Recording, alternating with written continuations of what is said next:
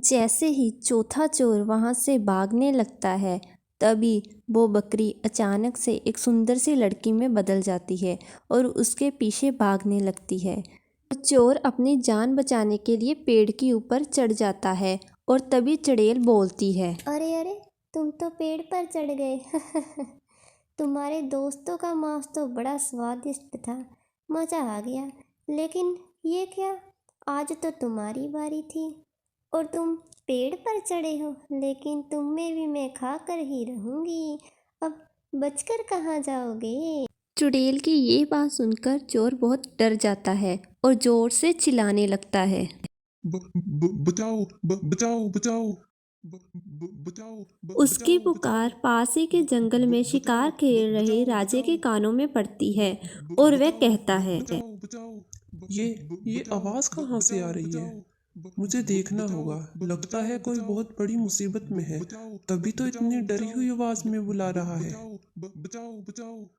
तभी राजा अपने घोड़े पर बैठकर उस आवाज़ का पीछा करते हुए उस चोर तक पहुंच जाता है और वह देखता है कि एक पेड़ पर आदमी बैठा है और नीचे एक औरत खड़ी है और वह पूछता है, क्या हुआ?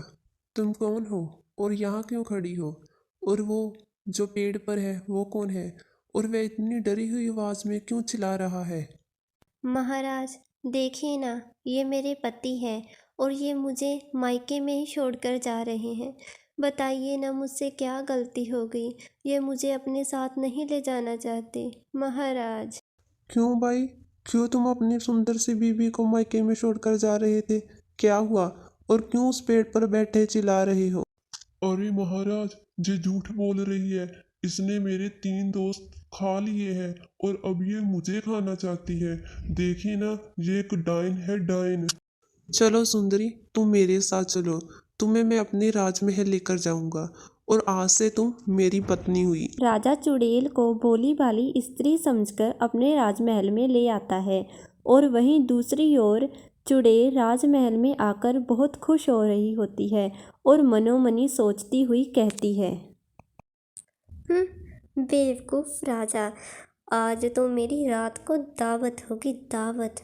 राजे के घोड़े, वाह, मज़ा आ जाएगा। क्या गोश होगा उनका।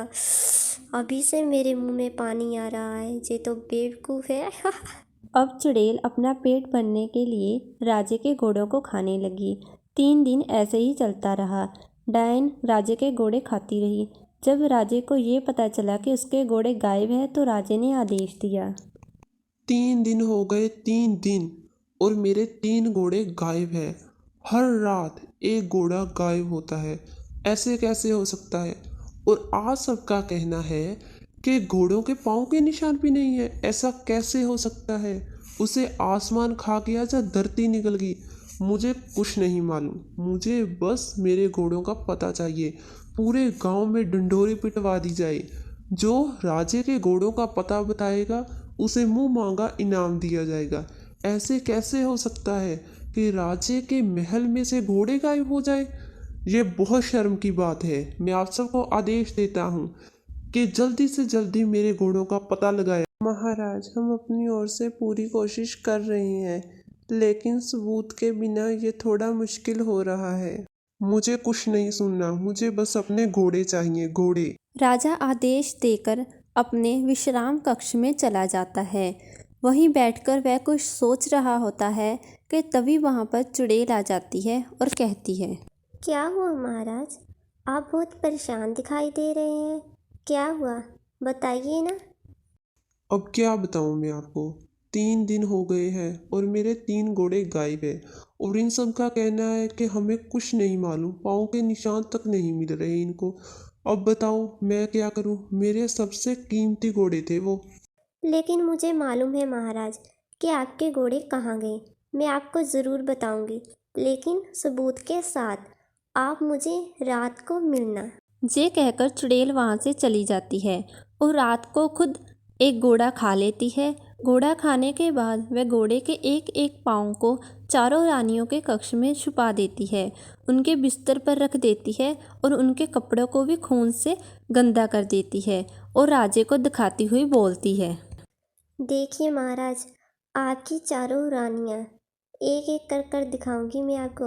ये देखिए, ये सभी रानियाँ आपके घोड़ों को खाकर मस्त सो रही हैं। यही है जो आपके घोड़ों को खा रही हैं और आपके घोड़ों को गायब कर रही हैं। तभी राजा वहां से गुस्से में चला जाता है और उन सब रानियों को अपने पास बुलाकर कहता है, मैं इतने दिनों से सोच रहा हूँ कि मेरे घोड़े कहाँ गए और तुम सब डाइने उनको खा गए। मुझे तो मालूम ही नहीं था। अगर ये नहीं बताती तो हमें तो मालूम ही नहीं पड़ता कि तुम सब डाइने हो। पता नहीं क्या क्या खा जाती। मंत्री, नहीं महाराज, नहीं, हम सबने आपके घोड़े नहीं खाए हैं। भला हम क्यों खाएंगे आपके घोड़े? इतने सालों से तो खाए नहीं। अब क्या हुआ? अब हम क्यों खाएंगे? नहीं महाराज, नहीं, आप हम पर इतना अत्याचार मत कीजिए महाराज। नहीं महाराज। इन चारों डाइनों को गांव के बाहर ले जाकर मार दिया जाए। महाराज, ऐसा मत कीजिए। आपको मालूम है कि हम सब गर्भवती हैं। अगर आप हमारे बारे में नहीं सोच रहे तो कम से कम अपने बच्चों के बारे में तो सोचो महाराज। अरे तुम सब तो डाइने हो, डाइने जो हमारे 3 घोड़े खा गई। तुम्हारा क्या मालूम तुम्हारे पेट में जो बच्चे पल रहे हैं वो बच्चे हैं भी या कोई शैतान है। इन चारों डाइनों को गांव के बाहर ले जाकर मार दिया जाए। ठीक है महाराज। क्षमा कीजिएगा महारानी साहिबा, क्षमा कीजिएगा। मैं जानता हूँ कि आप सब निर्दोष हैं, आप सब डाइने नहीं हैं, आप सबने वो 3 घोड़े नहीं खाए हैं। लेकिन मैं क्या करूँ, मेरे पास कोई सबूत नहीं है। मैं आप सबके लिए इतना कर सकता हूँ कि मैं आप सबको मारूंगा नहीं। आप सबको इस वीरान जंगल में, इस झोपड़े में रहना पड़ेगा। मुझसे जितनी मदद बन पड़ेगी मैं करूँगा। मुझसे बन पड़ेगा तो मैं आपको खाना और पहनने के लिए कपड़े देता रहूँगा। इसमें तुम भी क्या कर सकते हो? हमारी किस्मत में ही ये सब लिखा है। अब होने को कौन टाल सकता है?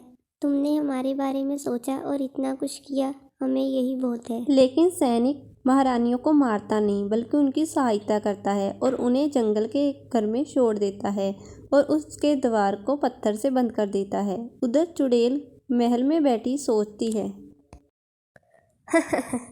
बेवकूफ़ राजा जो मेरी बातों में आ गया, अपनी चारों बीवियों को घर से बाहर निकाल दिया, ये जानते हुए कि वो गर्भवती हैं। हाँ, मेरी बातों में आ गया। अब तो राजा मेरी मुट्ठी में है, मुट्ठी में।